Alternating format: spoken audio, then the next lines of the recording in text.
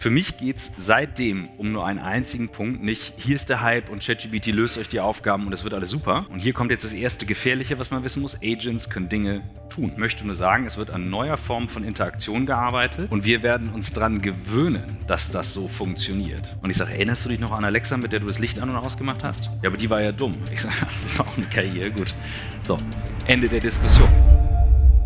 Führungskräfte und künstliche Intelligenz. Das ist die große Frage, wie bringt man das Thema in ein Unternehmen mit den Führungskräften? Wir haben die Möglichkeit, von einem Kunden von uns eine Keynote, die ich gehalten habe, komplett zu teilen. Und wir teilen ja auf YouTube immer ab und zu mal Keynotes, manchmal aber auch nur Ausschnitte, aber so eine ganze, komplette, ungeschnittene Keynote haben wir länger schon nicht mehr geteilt. Insofern bin ich sehr gespannt, was ihr sagt. Unser Kunde Energy from Waste hat gesagt, hey, für uns ist es fein, ihr könnt die ganze Keynote teilen. Großes Unternehmen, über 1000 Mitarbeitende, deutlich über 1000 Mitarbeitende und über 100 Führungskräfte auch, die da vor Ort waren. Das heißt, ihr seht jetzt einmal firsthand Christoph Magnussen on stage. Bei Führungskräften bin ich immer sehr klar, wenn es darum geht, die Ansprache zu halten. Wenn ihr aber ein Gefühl dafür bekommen wollt, was macht diese KI-Transformation wirklich aus, dann könnt ihr euch jetzt die ganze Keynote geben. Gebt mir bitte Feedback, ob ihr mehr davon sehen wollt. Das ist ja wirklich so ein Behind the Scenes und normalerweise, wenn man einen Vortrag von mir bucht, dann ist der ja auch für euch. Aber hier habt ihr mal ein Beispiel einer vollen, ungeschnittenen, ungefilterten Keynote. Ich habe gestern alles einmal umgeschmissen, was ich mit euch machen möchte, muss ich ehrlich gestehen. Und nachdem ich jetzt die Intro gehört habe, will ich das einmal einordnen. Ich habe vor 8 Jahren einen gesamten Jahresgewinn von Blackboard genommen und in ein KI-Unternehmen investiert. Ich habe Mitgesellschafter, ich verantworte mich vor meinen Leuten. Wir sind kein großes Unternehmen, für mich war das viel Geld. Und dann haben die gefragt, warum? Und es gab eine Situation, da habe ich etwas gesehen in einer Dokumentation, kann ich nachher was zu erzählen, wo ein Moment eingetreten ist, wo ich dachte, wenn KI dazu in der Lage ist, dann werden wir noch einiges sehen. Für mich geht es seitdem um nur einen einzigen Punkt, nicht hier ist der Hype und ChatGPT löst euch die Aufgaben und es wird alles super, sondern eine saubere Brücke zu schlagen zwischen was geht schon und was geht nicht. Und als Führungskräfte haben wir eine besondere Verantwortung, Mitarbeitende mitzunehmen, sehr klar auch dafür zu sorgen, was ist eine gute Idee, was ist keine gute Idee. Erste Situation, die ich teilen möchte, und ich mache 4 Kapitel, wo stehen wir jetzt gerade, wie arbeiten wir, was müssen wir wissen und was kommt noch. Bei KI wurde uns ja das hier versprochen, ne? So sollte KI aussehen, das ist Jarvis von Iron Man, dem wir dann zurufen, mach dies, mach das und koch Kaffee. Und bekommen haben wir das Teil hier, auch dank Jeff Bezos. Wer hat das zu Hause? Wer ist damit zufrieden? Ja, da hinten, sehr gut. Meine Tochter, die ein bisschen älter ist als mein Sohn, die kann noch nicht lesen und schreiben, aber die kann herausragend viel sprechen. Ich habe keine Ahnung warum, aber das kann sie. Und hat das Ding im Kinderzimmer und sagt dann, Alexa, mach das Licht grün, Alexa, spiele Leo Lausemaus, Alexa, mach dies, Alexa, mach das. So, und jetzt ist es so, dass ich am Montag und Freitag meistens die Kinder zur Kita bringe. Ich schaffe es irgendwie erfolgreich, immer sehr spät dran zu sein. Kann ja keiner meiner Kinder was für. Auf jeden Fall verfalle ich dann in leichte Hektik. Und sie kommt dann mit immer noch einer neuen Idee. Ihr kennt das ja, ne? Die To-Do-Liste eines Kindes vorm ins Bett gehen und wenn man in die Kita soll, ist endlos lang. Und dann kam sie mit einem dieser Wimmelbücher, wo man Sachen sucht. Und Strand drauf zu sehen, sagt, Papi, ich will Pommes essen am Beach. Ich so, guck raus, Hamburg, ne? Regen, schwierig. Da müssten wir einen Flug nach Mallorca buchen und dann Sachen packen und so weiter. Dann rennt sie beleidigt in ihr Zimmer und sagt, Alexa, Flug Mallorca. Ich sofort hinterher reagiere und sage, das funktioniert nicht. Und in der Sekunde, wo ich diese Worte ausgesprochen habe, merke ich, jetzt überträgst du Haltung auf deine Tochter, die eigentlich eine grandiose Idee hat. Warum soll das denn nicht funktionieren? Warum soll das nicht funktionieren? Ich habe dann das Gleiche, was sie damals gesagt hat, in einen Prompt reingegeben und einen Operator. Das ist ein Agent. Und hier kommt jetzt das erste Gefährliche, was man wissen muss. Agents können Dinge tun. Der hier geht jetzt komplett autonom los. Ich habe mir nicht die Rede schreiben lassen und auch nicht die Keynote schreiben lassen. Meine Storys sind besser als die von ChatGPT, aber vielleicht nicht mehr lange. Ich habe aber Operator losgeschickt und gesagt, such mir doch mal einen Flug raus, muss jetzt in die Ferien passen und ein Restaurant und ein Hotel, weil ich will mit meiner Tochter nach Mallorca. Und während ich die Keynote weiter für euch vorbereitet habe, hat Operator das alles selber gemacht. Ich fasse da nichts an. Das ist alles im Browser automatisch gemacht. Wenn ihr sagt, ja, der kann ja nur ein bisschen im Internet surfen. Was macht ihr für Sachen im Internet? Sachen kaufen, Sachen bestellen, alle möglichen Apps bedienen und. Man sollte halt wissen, was das ist und was das kann. Computer Use funktioniert jetzt schon. Ein Rechner zu bedienen ist noch nicht so super schwer. Das läuft komplett autonom. Und während ich die Keynote vorbereitet habe, hatte ich eben das Restaurant ausgesucht, den Flug fertig gebucht und wie gesagt, ich habe es für euch ausprobiert. Ihr müsst es nicht nachmachen zu Hause. Ist auch keine gute Idee übrigens, das auszuprobieren, wenn man nicht weiß, was man da tut. Das ist Mustafa Suleyman, das ist der KI-Chef von Microsoft. Das ist der Mann, wenn ihr Microsoft-Produkte verwenden solltet, rein hypothetisch. Dieser Mann wird dafür sorgen, wie die irgendwann zu bedienen und zu steuern sind. Well, I mean, I guess the first thing to say is that we are on a mission to create a true AI companion. And to me, an AI companion is one that can hear what you hear and see what you see and live life essentially alongside you. Your AI companion will be able to remember everything that you've talked about session to session, understand the content of the web pages that you browse, and be able to talk to you just like I'm talking to you now. So it's going to have this seamless, fluid, very, very smooth conversational interaction. And that part of it, the first version of the voice is already out, but in the next couple of days, we're launching Vision, which we announced a few weeks back, and is really a magical experience. And it is quite different to any kinds of AI or even general kind of computer interaction experiences that we've seen before. It feels like a new interface. To be able to make an ambiguous reference to what you see on the screen and be like, hey, Copilot, what is that? That doesn't make sense. Describe that to me. This is kind of interesting. The use of this or that, because you know that Copilot can see what you're currently seeing, is really a fundamentally different way to interact with computers.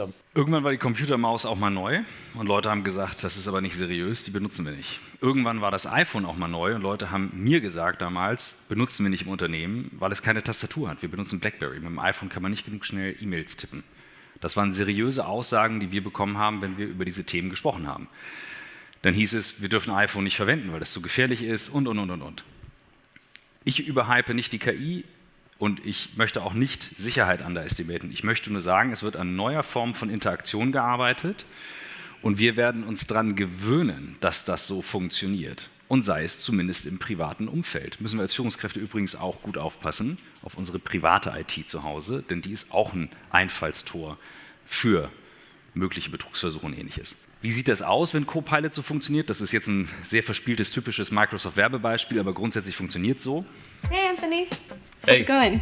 Hey, I'm just playing this new game called GeoGuessr. What is GeoGuessr? I cannot believe you guys haven't heard of this. Is this like a new game or? No. Okay, let's just try it and we can use Copilot Vision. It'll teach you as we go. Okay. Hey, Anthony, I'm here. Hey, Copilot, I just need some help playing GeoGuessr. Ooh, sounds fun. Apparently, I'm supposed to guess where this image is. Okay, let's look closely at the architecture, vehicles, signs, and the environment. Let's focus on any languages, symbols, or distinctive features in the image. What about the language here?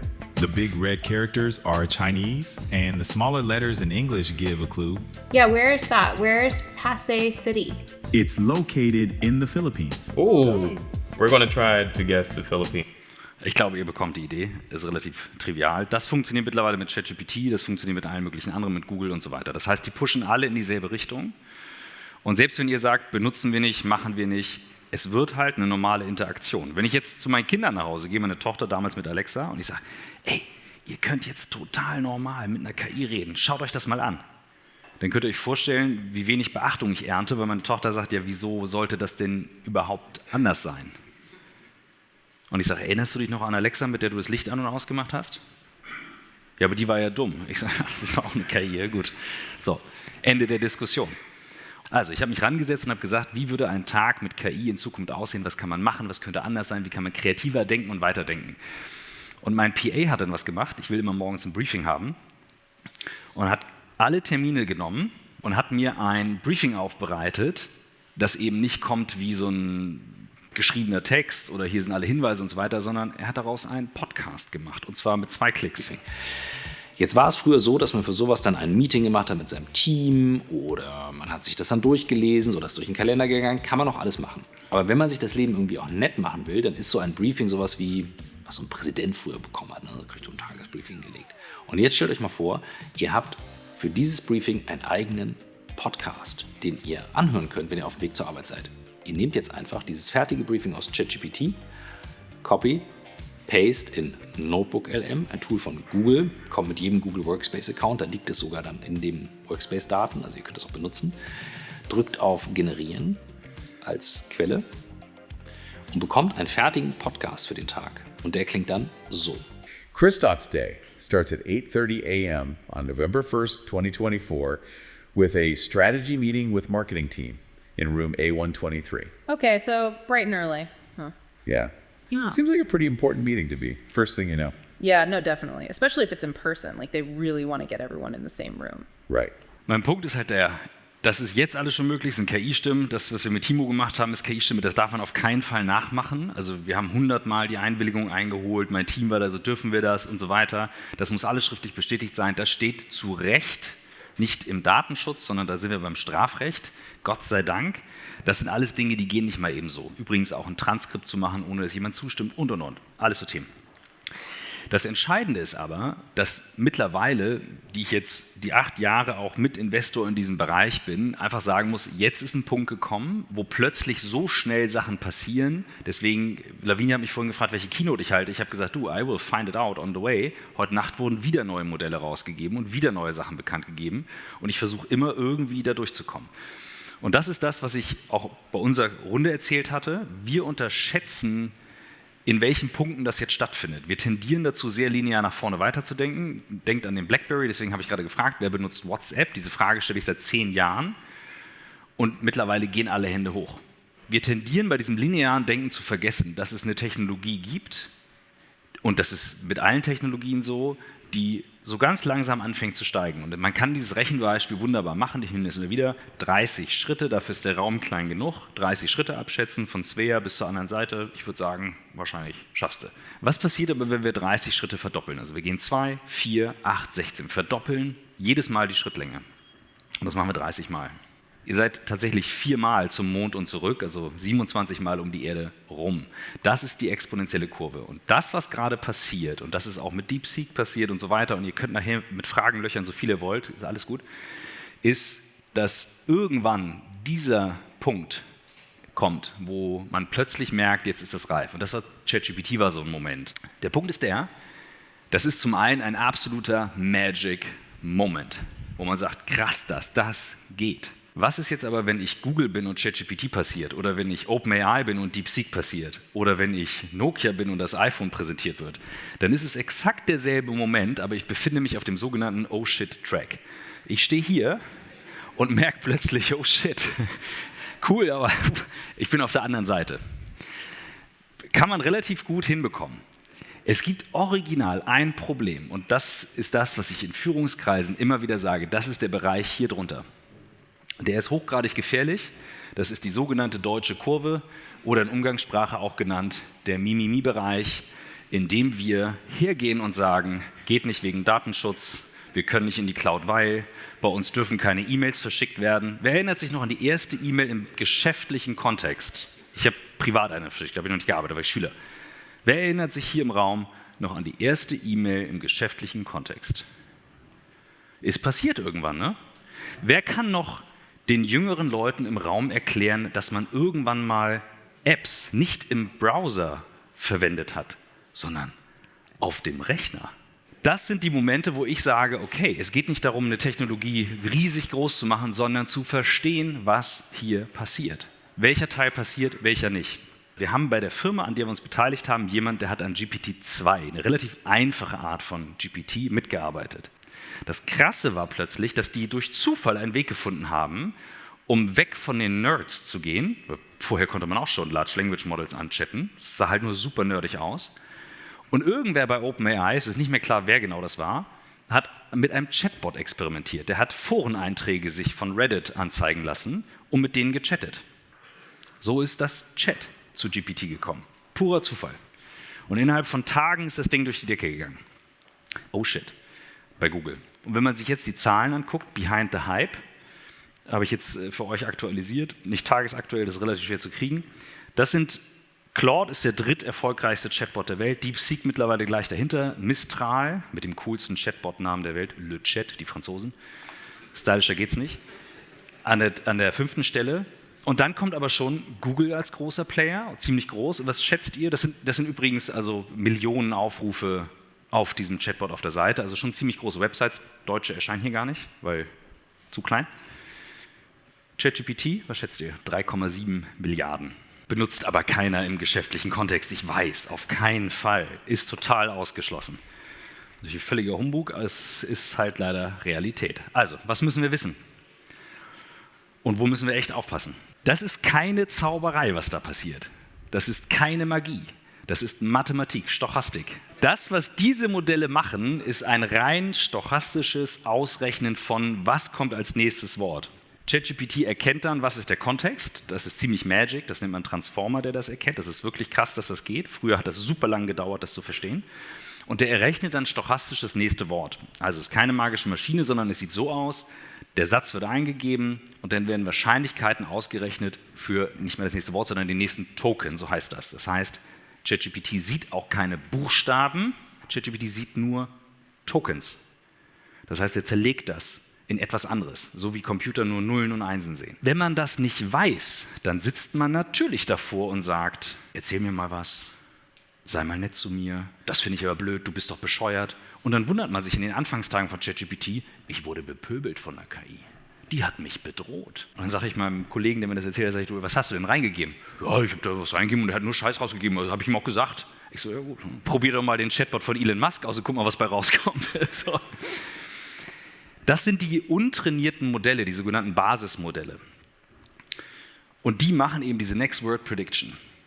Und dann gibt es Firmen, die bauen daraus Anwendungen wie OpenAI, ChatGPT. Und die sind deswegen so gut, diese Anwendungen, weil die immer weiter feingetuned werden mit dem, was wir reingeben. Deswegen sollte man auch im geschäftlichen Kontext sowas nicht im Web benutzen, weil die brauchen riesige Daten, um weiter zu trainieren. Deswegen, und das ist der zweite wichtige Punkt, halluzinieren die auch. Und die werden auch immer halluzinieren, per Definition. Das ist ganz, ganz, ganz schwer rauszubekommen, weil die dazu gebaut sind, uns Menschen zu simulieren. Aber Large Language Models sind wie eine Simulation von uns, mehr nicht. Vor allem auch, weil viele Firmen wie OpenAI, anders als bei anderen, bei Anthropic ist es ein bisschen anders, aber OpenAI, da sitzen Menschen und geben dann Feedback auf, was wäre die beste Antwort. Deswegen ist das menschliches Feedback. Es ist eine Simulation, mehr nicht. Das T in ChatGPT ist das, was ihr mal gehört haben solltet, das ist der Transformer. Das ist tatsächlich eine Erfindung von einem Junior-Mitarbeiter, sogar, glaube ich, Werkstudenten von Google vor 8 oder 9 Jahren. Das ist die Fähigkeit, tatsächlich von diesen neuronalen Netzen in sehr kurzer Zeit zu erfassen, worum geht es hier. Das ist das, wo ihr euch mittlerweile daran gewöhnt habt, wenn ihr einen privaten ChatGPT verwendet habt und, keine Ahnung, ihr gebt einen Text rein, ich soll eine Rede schreiben für eine Hochzeit und der versteht schon, das ist für Oma Erna oder was auch immer und kriegt den Kontext hin und ihr denkt, Mensch, krass, dass er das versteht. Das ist im Prinzip, was dieser Transformer macht. Was heißt das jetzt im Umgang? Und das ist für mich die absolute Grundlage. Wenn ihr heute nur eine einzige Sache mit rausnehmt, dann nehmt bitte das hier mit raus. Das heißt, dass wir es nicht mit Google zu tun haben. Da sagen immer alle sofort, ja, ja. Google ist eine Suchmaschine. ChatGPT generiert mir Inhalte, basierend auf 3 Dingen. Erstens, dem Modell, was dahinter läuft. Es ist schon ein Riesenunterschied, den bezahlten Modus zu verwenden zum Gratis-Modus, weil ihr verschiedene Modelle benutzen könnt, die unterschiedlich intelligent sind. Wenn ich für Intelligenz Geld ausgeben kann, bezahle ich das. Mittlerweile findet ihr Millionen solcher Modelle. Ich glaube 1,4 irgendwas Millionen KI-Modelle, die es gibt. Dann der Prompt. Das ist die Eingabe im Prinzip, ich halte hier den Vortrag und so weiter, hilft mir die Story zu machen. Und prompten können die meisten Menschen nicht gut. Zumindest nicht, wenn sie es nicht gelernt haben. Warum? Ja, weil wir alle 25, 30 Jahre lang gelernt haben zu googeln.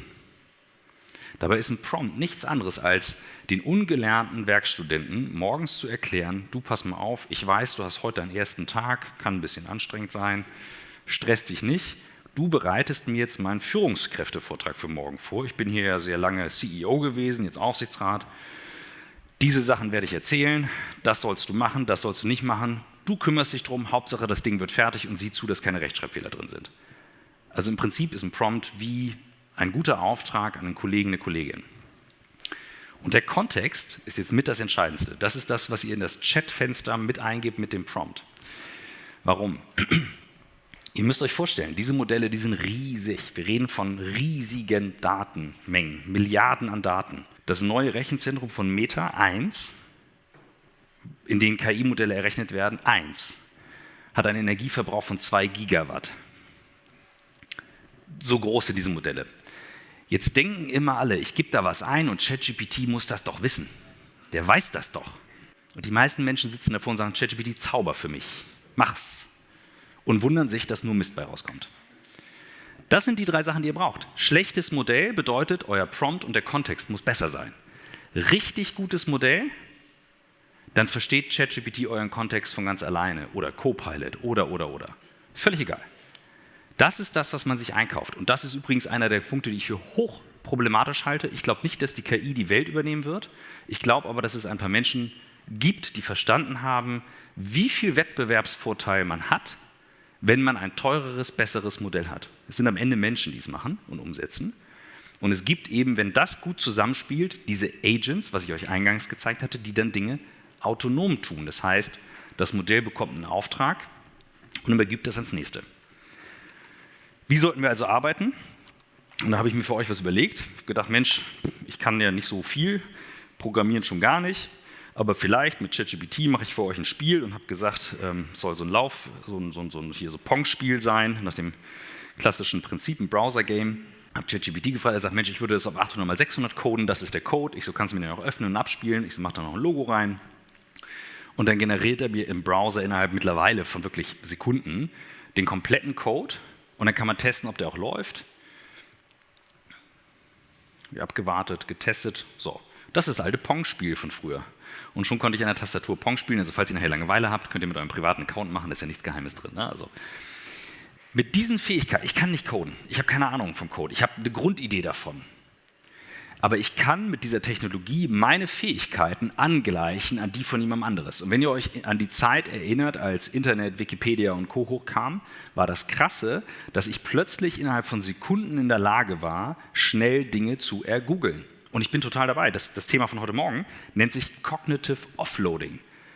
Das war schon ein Artikel 2008 bei Google, wo es dann hieß, oh, alles ganz gefährlich und das darf man auf keinen Fall und so weiter, weil wir vergessen sonst Telefonnummern. Ist so. Wer merkt sich noch Telefonnummern? Das ist schwierig. Früher, ich weiß noch von meinem besten Kumpel von früher die Telefonnummer auswendig, weil man musste sich die merken.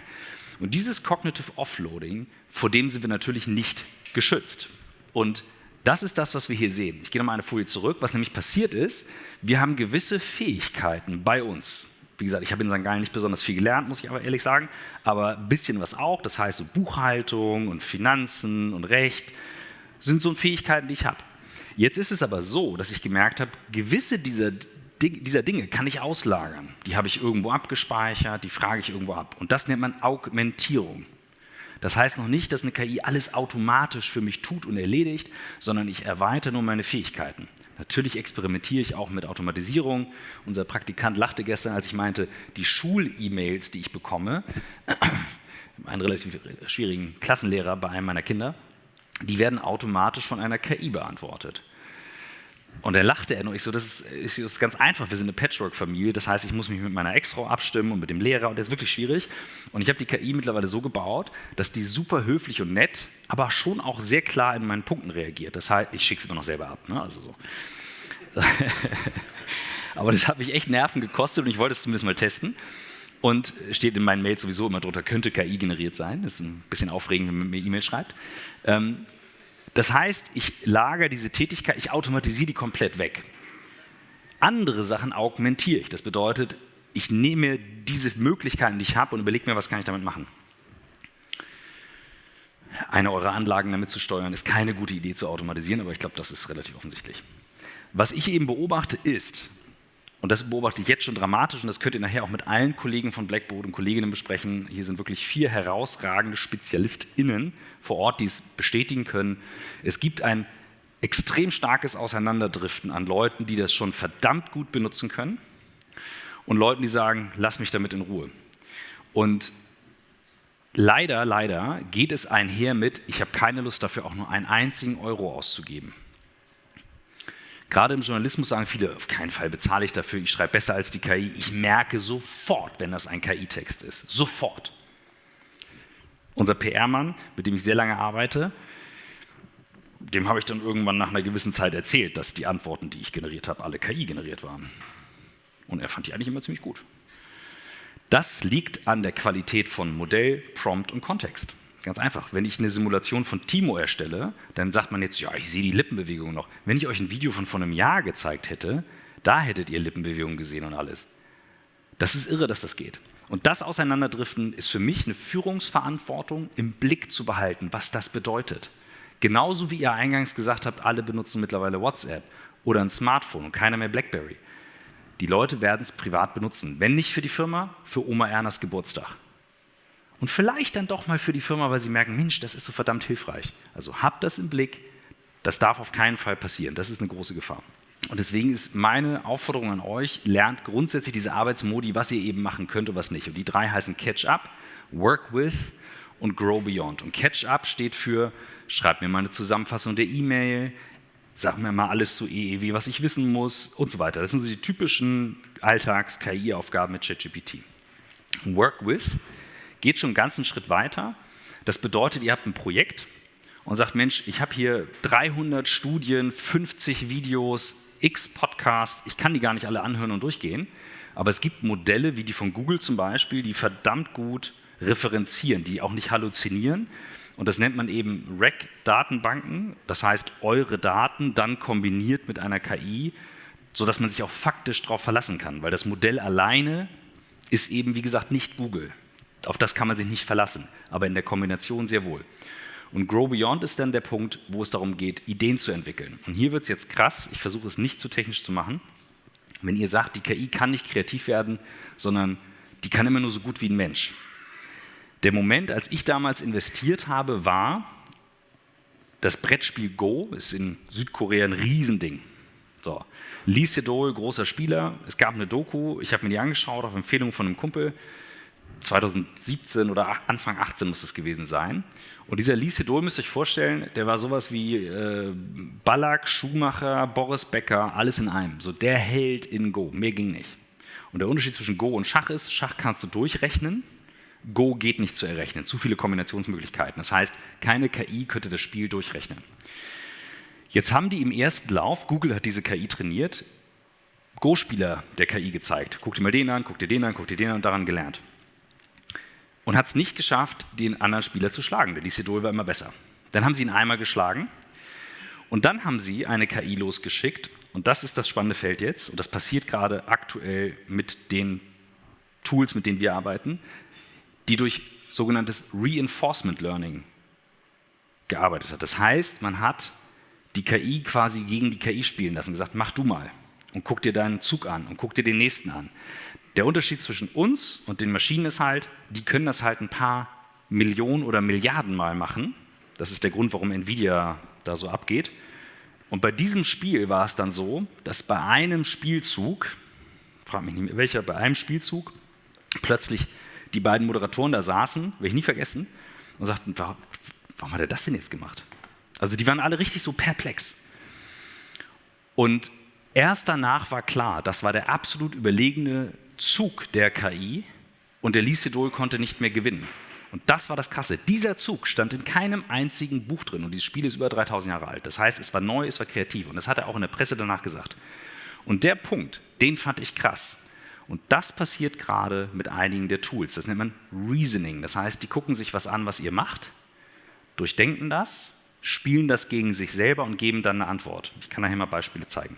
Und damit komme ich genau jetzt zu diesem Punkt, weil ich es gerade gehört habe, Reasoning, was kommt jetzt? Und der Mustafa Suleyman, am Anfang der Microsoft-Chef, der hat gesagt, wir haben es hier eher mit einer digitalen Spezies zu tun. Und wir stehen tatsächlich, also als ich mich damals beteiligt habe, war das hier, 2018, da so in der Gegend.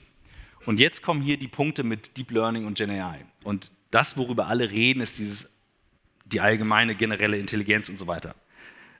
Das ist tatsächlich etwas, wo ich sage, das ist relativ schwer zu sagen, was, wann, wo, wie passiert. Das bedeutet, dass eine KI intelligenter ist, als die meisten Menschen das hinbekommen und eine ASI, Artificial Superintelligence, die wäre intelligenter als alle Menschen zusammen. Das ist schon sehr beängstigend. Meine persönliche Hypothese, ich glaube, sehr viel schneller wird es Menschen geben, die verstanden haben, damit bin ich maßlos überlegen und ich werde das benutzen. Und das halte ich für schwierig, tatsächlich. Das ist nicht gut. Gleichwohl heißt es aber auch, hinzugucken, zu sagen, was heißt das für mich als Führungskraft im verantwortungsvollen Umgang? Wie kann ich meine Leute mitnehmen? Und einer, der da was zu gesagt hat, dass man vielleicht mal ein bisschen exponentieller denkt als nur linear weiter, ist Rasmus Rothe. Das ist der Gründer der Firma, in die wir investiert haben. Den hatte ich im Podcast vor über einem Jahr.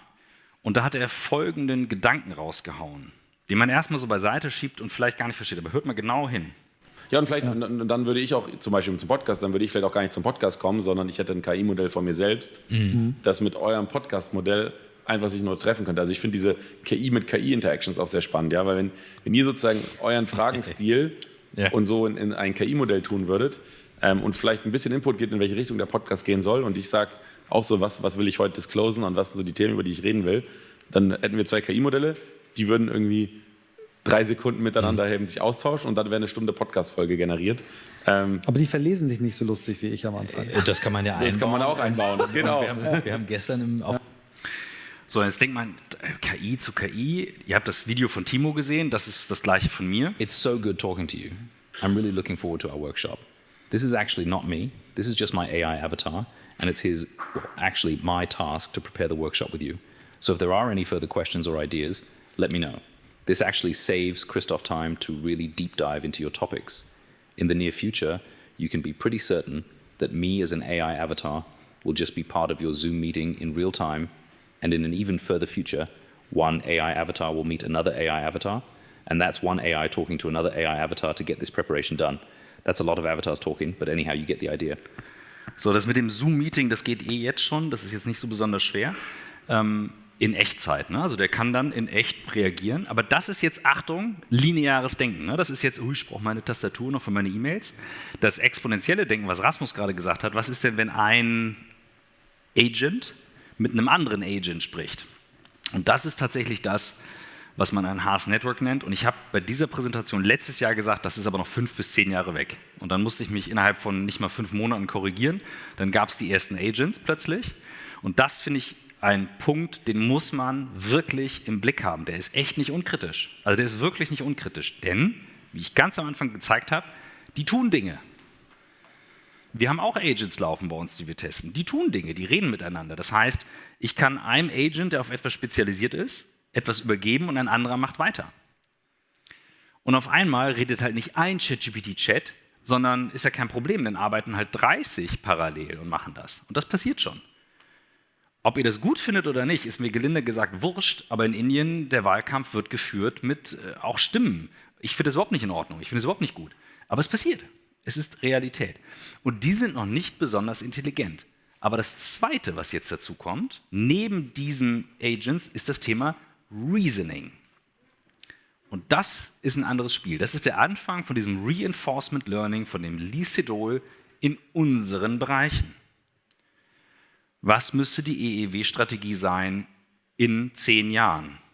Das ist keine Frage für ChatGPT, weil ChatGPT würde, wie ihr eben gehört habt, direkt antworten. Next Token Prediction. Gibt ihr aber ChatGPT Zeit, also dem Modell, Latency, und das denkt mal eine halbe Stunde nach, und ich habe diesen Pro-Mode von ChatGPT, wenn man gut genug promptet, kriege ich 12 Minuten, 13 Minuten. Die verdienen definitiv kein Geld mit mir. Das Ding verbraucht so viel Energie, das kann sich nicht rechnen. Dann gibt man eine strategische Frage rein und der fängt an, 1 Million Tokens, oder in einem Chatfenster gehen 300.000 Tokens, aber egal, da reden wir immer noch von 300-400 Seiten Text, zu durchdenken, zu hinterfragen, durchzugehen. Und Lösungswege nicht ein paar 10-mal, sondern ein paar 100 oder ein paar 1000-mal durchzugehen und gegeneinander zu packen. Das ist der Anfang von diesem Reasoning, wie das, was wir gesehen haben bei dem Lee Sedol. Und da sage ich, das muss man im Blick haben. Das ist krass, was da passiert. Und die nächsten Modelle werden eingebautes Reasoning haben. Das war der Grund, warum DeepSeek so durch die Presse ging. Die haben nämlich diese Gedankenspiele der KI offengelegt. Und ich weiß nicht, ob ihr euch mal diese Papers von denen gegeben habt, die haben das ja veröffentlicht, Open Source oder Teile Open Source oder Open Weight nennt man das. Da steht dann plötzlich drin, dann sagt die KI zu sich selber, warte kurz, das ist jetzt ein Aha-Moment, lass uns das nochmal durchrechnen. Das sind Dinge, die machen wir selber im Kopf, die simulieren dann unser Denken.